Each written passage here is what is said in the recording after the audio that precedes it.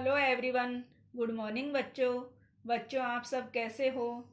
तो बच्चों आज हम कक्षा 4 हिंदी रीडर पाठ्य पुस्तक से पाठ 2 चतुर आकाश पढ़ेंगे। तो बच्चों किसी भी कठिनाई या समस्या को बुद्धि से हल किया जा सकता है। तो आओ बच्चों आज हम एक बुद्धिमान और साहसी बच्चे आकाश की कहानी को पढ़ेंगे कि किस तरह से बुद्धिमान आकाश ने अपनी बीमार माँ की जान बचाने के लिए मुश्किल रास्तों को पार करते हुए पेड़ की छाल लेकर आता है और अपनी बीमार माँ को दवाई दे करके ठीक करता है। तो आओ बच्चों पढ़ते हैं पाठ 2 चतुर आकाश। एक था लड़का, उसका नाम था आकाश। कि एक लड़का था उसका नाम था आकाश। वह बहुत ही चतुर और समझदार था। कि वह बहुत ही बुद्धिमान और समझदार था। उसकी बहुत इच्छा थी कि वह आसमान से गिरती हुई बर्फ देखे। इसलिए एक बार सर्दी की छुट्टियों में वह अपने माता पिता के साथ मनाली गया। तो आकाश था, उसकी इच्छा थी कि वह आसमान से गिरती हुई बर्फ को देखे।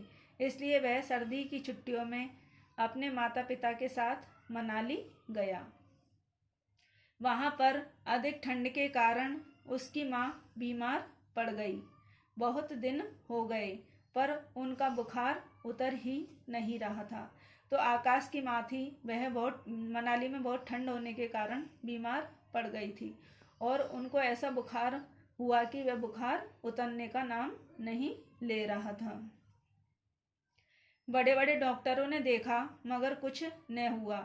एक दिन वहाँ के बहुत प्रसिद्ध वैद्य आए। कि बड़े बड़े डॉक्टरों के देखने पर भी आकाश की माँ के कोई फायदा नहीं हुआ। तो कई दिन बाद एक दिन वहाँ पर एक प्रसिद्ध यानी जाने माने वैद्य आए। जांच पड़ताल करने के बाद वे बोले कि ठीक तरह से परीक्षण करने के बाद वे बोले, यहाँ की घाटियों में एक खास तरह का पेड़ उगता है। कि यहाँ की घाटियों में या जंगल में एक खास तरह का पेड़ उगता है। यदि उसकी छाल पकाकर इन्हें पिलाएं तो शीघ्र ही अच्छी हो जाएंगी। कि उस पेड़ की छाल को उसका काढ़ा बना करके उसको उबाल करके अगर इन्हें पिलाया जाए तो इनका बुखार शीघ्र ही उतर जाएगा। 40 मील पैदल का रास्ता है। तो वैद्य जी ने कहा 40 मील यानी 40 से ज़्यादा किलोमीटर का रास्ता है, लेकिन आजकल वहाँ जाना बड़ा मुश्किल है। कि वहाँ पर घाटियों में जाना बड़ा मुश्किल है। रास्ते पर बर्फ की मोटी मोटी तह जमी है। कि रास्ते भर में बर्फ की मोटी मोटी तह यानी परत जमी हुई है और जंगली जानवरों का भी खतरा है। वहाँ जाने में 3-4 दिन लग जाएंगे। तो वैद्य जी ने कहा कि वहाँ जाने में 3-4 दिन लग जाएंगे। यह सुनकर आकाश के पिता चिंतित हो गए। कि यह सुनकर आकाश के पिता परेशान हो गए। लेकिन आकाश बहुत साहसी था। कि आकाश था वह बहुत निडर था। उसने शीघ्र ही एक प्लान बनाया और कहा, आप चिंता न करें पिताजी। कि आप पिताजी चिंता नहीं करें, मैं माँ के लिए दवा लेकर आऊँगा। कि मैं माँ के लिए जो वैद्य जी ने बताई थी पेड़ की छाल वह लेकर के आऊँगा। छाल का अर्थ है पेड़ का जो तना होता है उसके ऊपर लगा हुआ मोटा छिलका। वैद्य जी बोले, मैं अपने बेटे अमित को भी तुम्हारे साथ भेज देता हूँ। और वैद्य जी ने अपने बेटे अमित को भी आकाश के साथ भेज दिया। उसे रास्तों की जानकारी है। पिताजी ने जाने की अनुमति दे दी। तो पिताजी ने उन दोनों को जाने की अनुमति यानी आज्ञा दे दी। तंबू और कुछ जरूरी सामान लेकर दोनों उस पेड़ की तलाश में चल पड़े। कि तंबू यानी जो कपड़े का तंबू होता है उसे लेकर और कुछ सामान लेकर अमित और आकाश दोनों पेड़ की तलाश में चल पड़े। बड़ा तंग रास्ता था। तंग यानी छोटा सकड़ा रास्ता था। जरा नजरें चूकी कि कई 100 फीट नीचे नदी में जाकर गिरे। कि अगर वहाँ पर थोड़ी सी भी नज़र चूकी या इधर उधर निगाहें हुई तो वहाँ 100 फीट यानी 30 से भी ज़्यादा मीटर वाले नदी में जाकर गिर सकते थे। उस नदी में पत्थर पानी से अधिक थे। पहाड़ी नदियों में पत्थर बहुत होते हैं, पानी थोड़ा होता है पर बहता बहुत तेज है। पर उनमें इतना जोश था कि वे इस दुर्गम रास्ते पर भी आसानी से बढ़ रहे थे। दुर्गम यानी वे कठिनाइयों से भरे हुए इस रास्ते पर भी अमित और आकाश दवा लेने के लिए आसानी से बढ़ रहे थे या आगे बढ़ते जा रहे थे। एक खच्चर वाला उनके साहस से प्रभावित होकर उनके साथ जाने को तैयार हो गया। तो बच्चों, जैसा आप जानते हो कि खच्चर होते हैं वो गधे के तरह होते हैं, दिखते गधे की तरह हैं, पर खच्चर थोड़े अलग होते हैं। तो पहाड़ी क्षेत्रों में जो ऊपर नीचे का पहाड़ों का रास्ता होता है उनमें खच्चर जो जानवर रहता है वह आसानी से चल लेता है।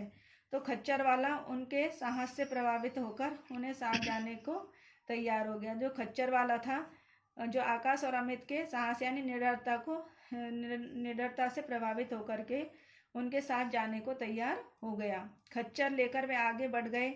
वे बर्फ से लदे तंग रास्तों और आसमान को छूने वाली बर्फ से ढकी चोटियों के बीच खूंखार जंगली जानवरों से बसते बसते आगे बढ़ रहे थे कि वे बर्फ से लदे तंग रास्तों यानी बर्फीले छोटे रास्तों और आसमान को छूने वाली बर्फ यानी जो आकाश को छूने वाली चोटियों से ढके हुए थे। और उन चोटियों के बीच खूंखार यानी हिंसक यानी शेर, चीते वगैरह जंगली जानवरों से बसते बसते ही वे आगे बढ़ रहे थे। एक दिन गुजर गया पर उन दोनों ने हिम्मत नहीं हारी। खच्चर वाला उन्हें राह बताता जाता था। खच्चर वाला उनको रास्ता बताता जा रहा था। आखिर 20 मील पार करके वे एक घाटी में पहुंचे। दिन छिप चुका था, दिन ढल गया था। उन्होंने एक जगह तंबू बांधा और साथ लाया हुआ खाना खाया और लेट गए। उनकी आंख